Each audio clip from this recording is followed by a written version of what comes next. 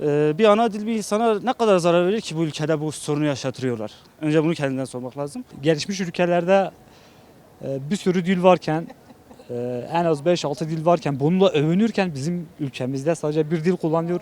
Bizim kendi ana dilimizi yasaklıyorlar. Bununla da utanç duyuyorlar. Halbuki en utanılacak şey bunu yasaklamalarıdır. Yurt dışından gelen vatandaşların öncelik görmesi, bu yurtta, bu ülkede yaşayan insanların ötekileştirilmesi garip, gerçekten garip bir demokrasi örneği değildir. Yani sonuçta bu ülkeyi biz hep beraber kazandık. Bizim atalarımız var.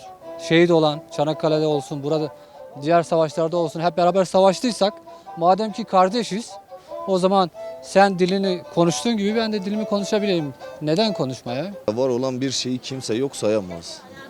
İstedikleri kadar X dili desinler, bilinmeyen bir dil desinler. O çok ayrı, o çok saçma bir olay. Ben kendi kültürüme olsun, dilime olsun, ırkıma olsun sahip olduğum için çok minnettarım.